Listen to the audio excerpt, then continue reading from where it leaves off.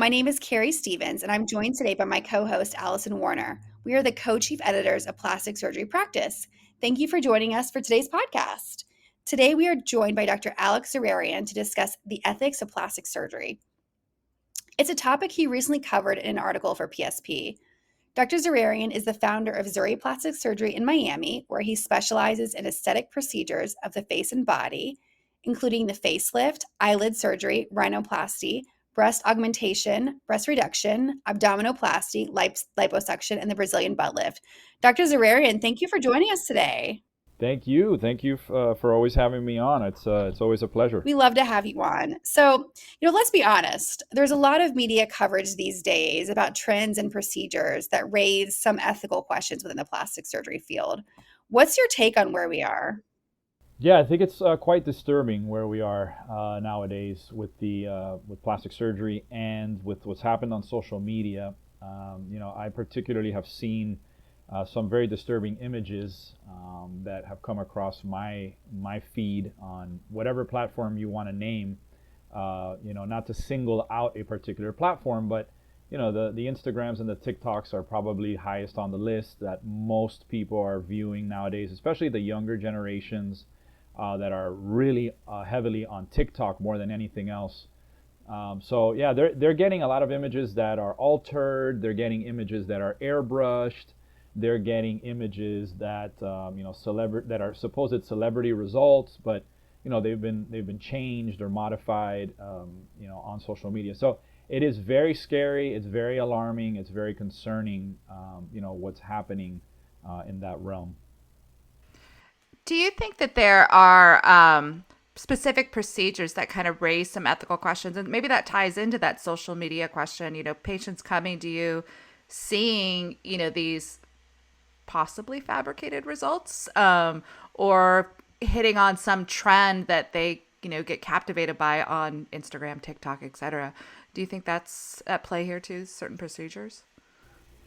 Oh yeah, I think there's certain procedures that definitely are easier to manipulate, Photoshop, to create a certain type of look and result. I mean, a quick one to discuss would be the BBL or the liposuction. It doesn't take much to alter on Photoshop, the results. You can make someone's waist look smaller. You can make someone's buttock look larger. You can give them more of an hourglass. You can give them more hips. You can make their bellies look flatter. And yeah, I've seen that. It does happen, especially in ultra competitive markets. Like I would say Beverly Hills, Manhattan, Miami. You could even say maybe Houston or Dallas. These are meccas of plastic surgery, and so it does happen, a lot where you look at photos and you really question whether or not that is a true result. Well, and it seems like a lot of that is tied into these doctors wanting to promote themselves and be competitive. And so where's the line in terms of, your ethical responsibility as a surgeon and then, marketing your practice and marketing yourself as a doctor?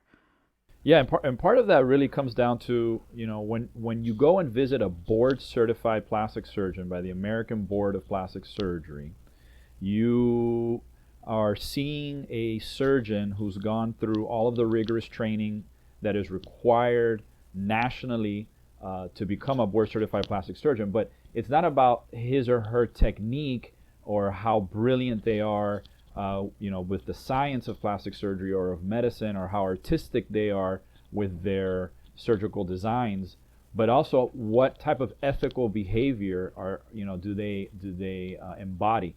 And I will tell you from personal experience, having gone through the multi-step process of becoming board certified, the American Board of Plastic Surgery is extraordinarily rigorous in its attempts to ensure that surgeons are ethical. And one of the ways they do that is they make you, as a candidate to the board, they have you present all of the cases that you've performed within the last year, and they at random select cases from that list, and they require you to produce a series of documentation related to to each surgery that they select at random.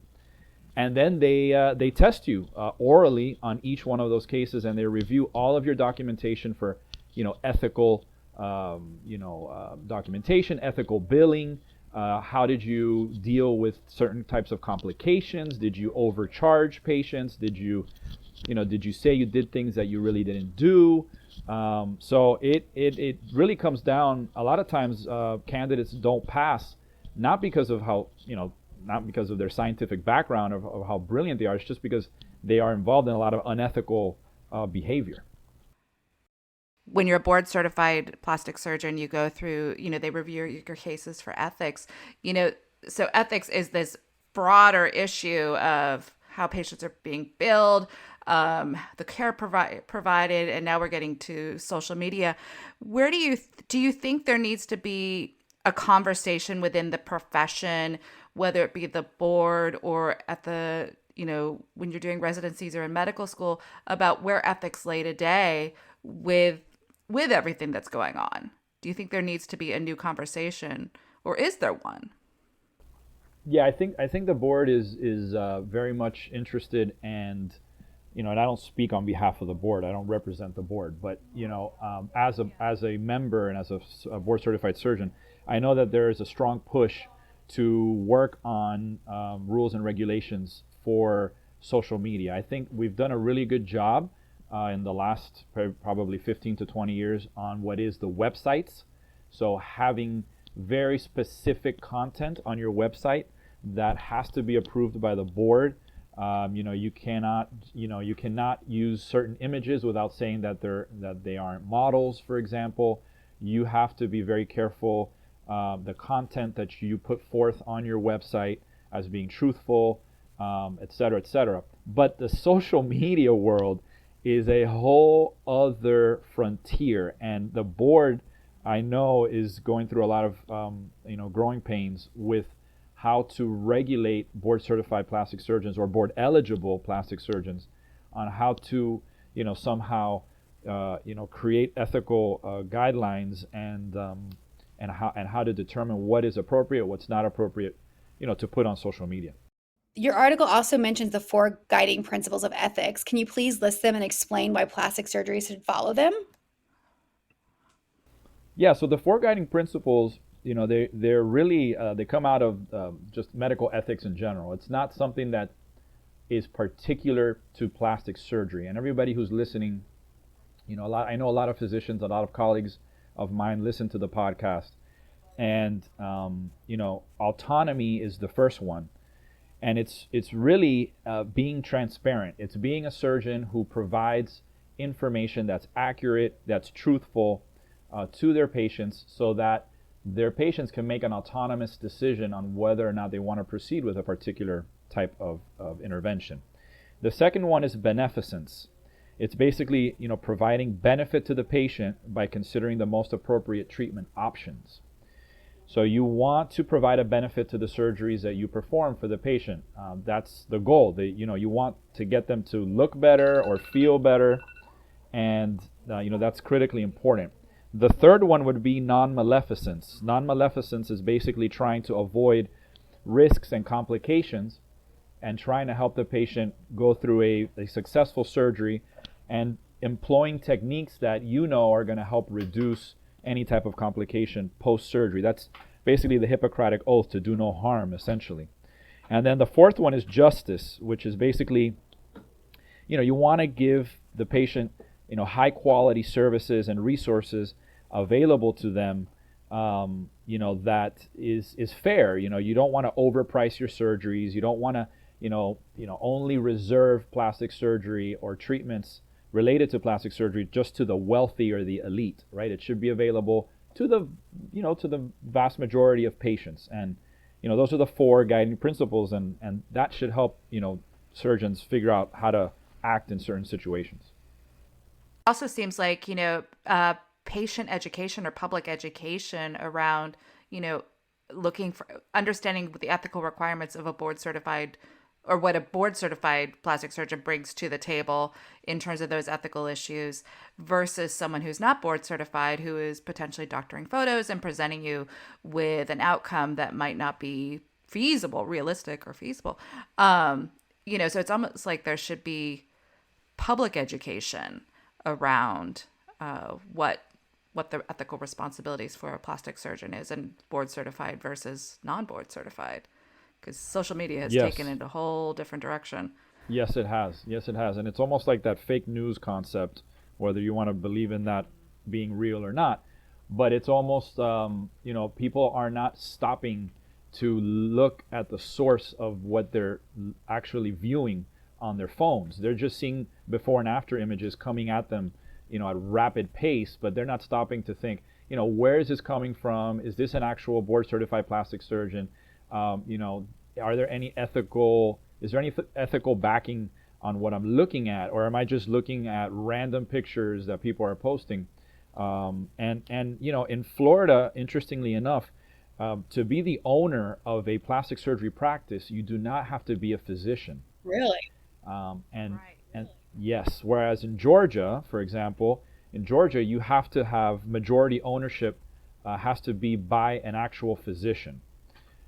In Florida, it's exactly, and so that's a big deal because in Florida, you can be a used car salesman and you can open up a clinic, and there's no ethical guidelines there. There's no ethical principles being followed there in terms of your marketing and your advertising and the way that you position yourself in the market. So that's, I think, very unfortunate. Although I love Florida, I think it's a phenomenal state. I wouldn't move anywhere else in the country personally, but it's tough. It's tough down here. Because the onus is almost on the patients to figure out, okay, this is board certified. This is just, you know, Joe Schmo who set up a plastic surgery practice.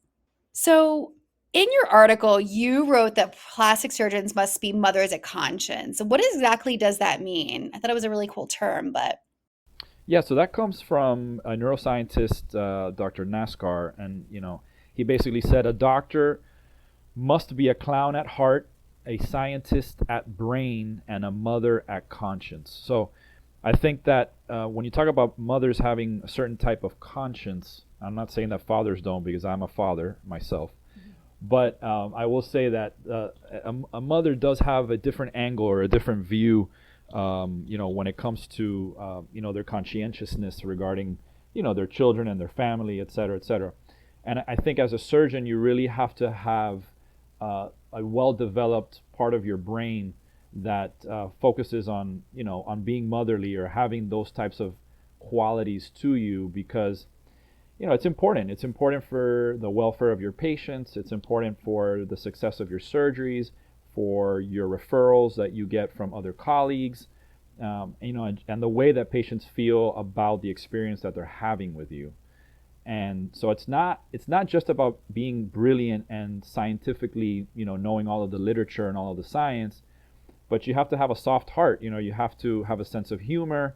You have to go through life, trying to help people the best way that you can, and having that motherly instinct, to also, which also means that sometimes you have to be tough, and mothers can be very tough, and they're only doing that because they want what is in the best interest of their children. And as physicians, we want what is in the best interest of our patients, and sometimes our patients want certain things that we're not in agreement with and is not the best option for them.